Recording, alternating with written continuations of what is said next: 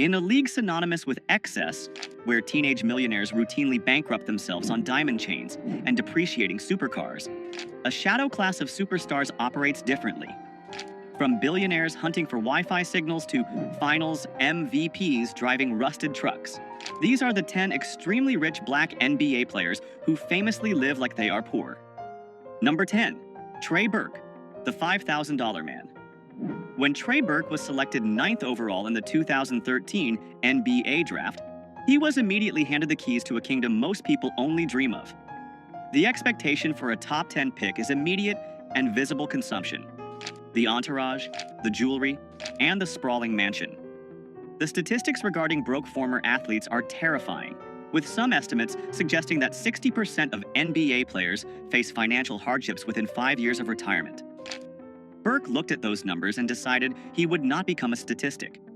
Despite signing a rookie-scale contract that guaranteed him millions of dollars over his first few years, Burke instituted a financial lockdown that baffled his peers. He placed himself on a strict, non-negotiable allowance of $5,000 a month. To the average person, $5,000 is a healthy amount of money. But in the context of the NBA, where a single table at a nightclub can cost $10,000, Burke was essentially living on minimum wage relative to his income bracket. This $5,000 had to cover everything. It wasn't just fun money. It was his operating budget for food, gas, clothing, and daily essentials. If he wanted a new pair of designer shoes, he had to check his balance. If he wanted to treat friends to dinner, he had to calculate the cost. It was a self-imposed scarcity designed to simulate the real world while his actual millions sat in investment accounts, compounding untouched. Burke's philosophy was simple. If he could learn to be happy and functional on a budget that didn't require an NBA salary, he would never be beholden to the game. While other rookies from the class of 2013 were leasing fleets of cars and burning through their signing bonuses, Burke was building a financial runway. He understood that the hardest position to play in professional sports isn't point guard. It is the role of the disciplined man who says no to the lifestyle the world expects him to live. Number 9. Grant Hill. The old money mindset. Grant Hill entered the NBA in the 1990s not just as a player, but as a brand. Dubbed the next Michael Jordan, he had the massive Fila endorsement deal, the Detroit Pistons contract, and the global fame. By all accounts, Hill should have been the poster child for 90s extravagance. However, Hill came from a unique background that inoculated him against the new money virus. Hill understood the difference between being rich and being wealthy. Rich is the player who signs the check. Wealthy is the person who owns the team. To bridge that gap, Hill operated with a level of financial discipline that was almost militant. When he signed his first multi-million-dollar contract, he didn't head to the Ferrari dealership. He headed to a meeting with his parents. Together, they established a budget that treated his massive NBA income as if it didn't exist. His spending money was capped strictly, creating a firewall between his lifestyle and his principal capital. Hill drove modest vehicles and famously avoided the heavy gold chains and flashy jewelry that dominated the aesthetic of 90s basketball.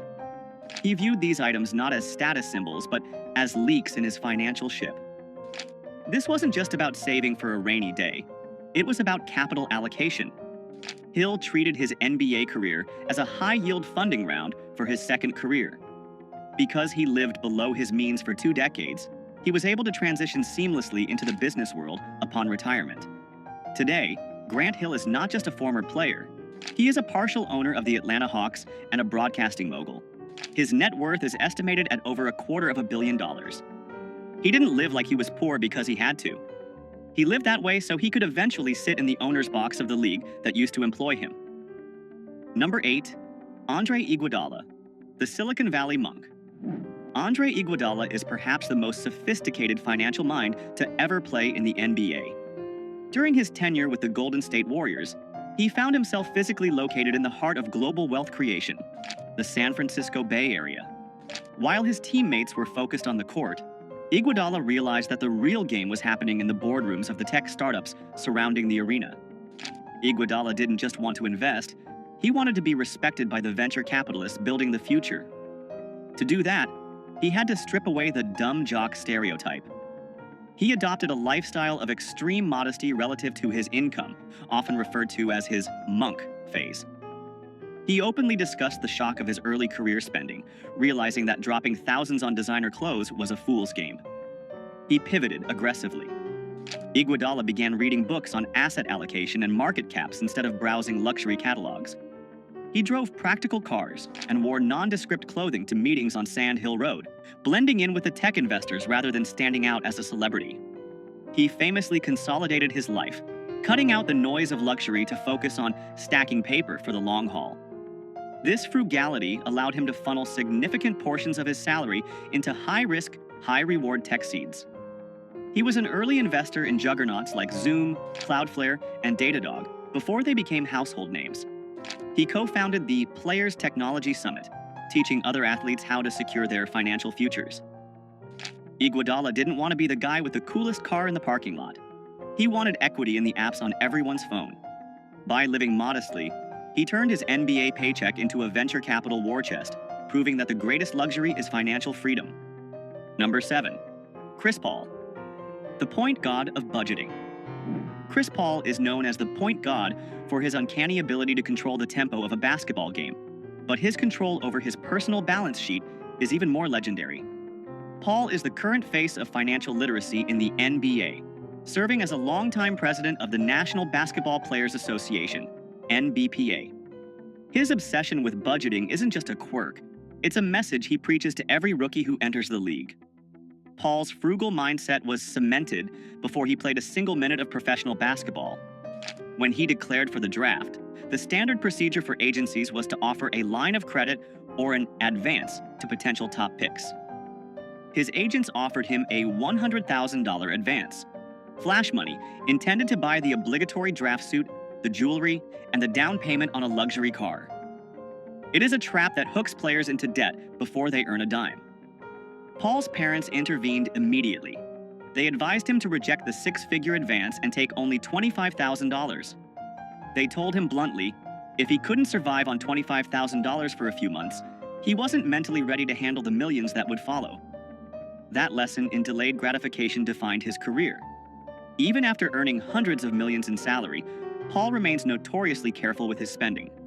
He is famous for buying clothes that don't carry designer price tags and emphasizes that time is the only asset you can't budget for. He urges younger players to look at the burn rate of their lifestyle. Chris Paul lives rich by refusing to let his lifestyle dictate his choices, proving that you can sign a max contract and still respect the value of a single dollar. Number 6. Jimmy Butler, the hustler in the minivan. Jimmy Butler is an enigma in the world of professional sports. He signs contracts worth hundreds of millions, yet he moves with the gritty energy of a man who is still trying to make rent. His frugality is not passive, it is performative and aggressive. Butler is famous for his disdain for the stupid tax, the extra money celebrities pay just to look important. For years, stories circulated about Butler driving a Toyota Sienna minivan. This wasn't because he couldn't afford a Bugatti. He owns high-end cars. But he frequently chose the minivan because of its utility and anonymity. In a minivan, nobody asks for money. In a minivan, you can navigate the city without the flashing lights of paparazzi. It was a strategic choice to live below the radar. But the absolute peak of his poor mindset occurred during the 2020 NBA bubble in Orlando. While other multimillionaire players were complaining about the amenities and the food, Butler saw a gap in the market. He realized there was no premium coffee available on the Disney campus. Using his own espresso machine and beans he brought in, he started Big Face Coffee. He operated out of his hotel room like a college dorm hustle. But here is the genius. He charged $20 for a cup of coffee. It didn't matter if it was a small, a medium, or a large. It didn't matter if you were a fellow superstar or a coach. The price was $20, cash only. He was grinding beans and obsessing over cash flow, genuinely excited about making a few $100s a day, despite earning over $30 million a year on the court. He didn't need the money, he needed the hustle. Butler lives below his means because he prefers the chase of making money over the boredom of spending it. Number 5. Carmelo Anthony, the Coupon King. Carmelo Anthony is one of the most prolific scorers in NBA history. A future Hall of Famer, he has earned hundreds of millions in NBA salary alone, not to mention his lucrative signature shoe deal with Jordan Brand. He has the means to buy entire grocery store chains, let alone the groceries inside them. And yet, if you were to stand behind him in a checkout line, you might see him scanning a digital coupon. Mello has openly admitted in interviews, including a notable sit-down with CBS Sports, that he is a coupon clipper. To the outside observer, this seems absurd. Why would a man with a net worth rivaling the GDP of a small island nation care about saving 50 cents on paper towels or getting a discount on a box of cereal? The answer lies in his background. Growing up in Baltimore, Anthony saw how quickly money could vanish. That early exposure to scarcity created a permanent filter on his spending habits. For Mello, using a coupon isn't about the 50 cents. It's about the principle of value. It is a refusal to be overcharged simply because he has the capacity to pay. He advises younger players to count the pennies, searching for deals on hotels and essentials even when they don't have to. But don't mistake this for being cheap. It's about allocation. While he saves on groceries, he pours millions into Mello 7 Tech Partners, his venture capital firm that invests in digital media and consumer technology. Carmelo proves that true wealth is knowing when to spend big on equity and when to save small on eggs. He refuses to let the celebrity surcharge eat into his family's legacy. Number 4. Tim Duncan, the Oldsmobile icon. Tim Duncan is the patron saint of boring wealth. In a league of peacocks, Duncan was a tortoise, slow, steady, and armored against nonsense. His 19-year career with the San Antonio Spurs brought him 5 NBA championships and over $240 million in salary earnings. Yet, if you saw him at a gas station in San Antonio, you would assume he was an IT manager on his way to a casual barbecue. Duncan famously rejected the fashion runway culture of the NBA. He wore oversized flannel shirts and baggy jeans that looked like they were purchased from the clearance rack of a big box store. He didn't wear them to be ironic. He wore them because they were comfortable, and he saw no logic in replacing clothes that were still functional. His approach to cars was equally utilitarian but passionate. While his teammates were leasing the latest Bentleys and Rolls-Royces, Duncan was often seen driving a customized, but decidedly unflashy, Oldsmobile. This wasn't because he hated cars. In fact, he loved them so much he opened his own auto shop, Blackjack Speed Shop. But he viewed cars as machines to be worked on, not status symbols to be displayed. His poverty lifestyle was actually a masterclass in indifference. He simply did not care about the opinions of others. He didn't need a stylist. He needed a rebound. He didn't need a VIP section. He needed a quiet dinner. This lack of ego in his spending protected him from the sharks that circle NBA stars. Tim Duncan didn't just save money. He saved energy. He retired as one of the wealthiest players in history, not because he made the most, but because he spent the least on things that didn't matter. Number 3. Giannis Antetokounmpo, the scarcity survivor. For Giannis Antetokounmpo, living like he is poor isn't a financial strategy. It is a muscle memory. Growing up stateless and impoverished in Greece, he sold trinkets and DVDs on the streets of Athens just to help his family eat. That level of trauma wires the brain differently than any American superstar could understand. When he landed in the NBA, the sudden influx of millions didn't fix the trauma of poverty. It just amplified his fear of losing it all. The stories of his early frugality are legendary. In his rookie year, Giannis famously went to a Western Union to send all of his available cash back to his family in Greece. He sent so much that he didn't leave enough for a cab fare to the arena on game day. Realizing his mistake, he didn't call a limo service. He literally started running down the street toward the stadium until a couple of fans recognized him and gave him a ride. He didn't view his bank account as a bottomless pit. He viewed it as a miracle that could disappear if he blinked. Even after signing a Supermax contract extension in 2020 worth $228 million, Giannis maintained his cheap habits. He was famously caught on video, celebrating a free smoothie, genuinely excited about saving a few dollars. He used to share basketball shoes with his brothers because he couldn't fathom owning multiple pairs. Giannis lives with a scarcity mindset in a world of infinite abundance. He constantly reminds himself that the luxury isn't guaranteed. He collects free water bottles from team facilities, not because he can't afford water, but because waste feels like a sin. He doesn't spend like a king. He spends like a survivor who remembers exactly what hunger feels like. Number 2. Kawhi Leonard, the gas guzzler.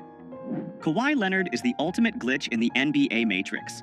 He is a two-time NBA champion, a two-time Finals MVP, and a man who has signed contracts totaling well over $250 million. By any metric, he is NBA royalty. And yet, long into his superstar career, he was still driving a rusted 1997 Chevy Tahoe. This wasn't a vintage car collection flex. This was his daily driver from his college days at San Diego State. He affectionately nicknamed it the Gas Guzzler. When asked by the media why a man earning over $20 million a year was driving a vehicle that belonged in a scrapyard, his answer was deadpan and perfect. It runs and it's paid off. That sentence sums up the entire philosophy of the richest frugal players. It works, so why change it? But the story gets even better.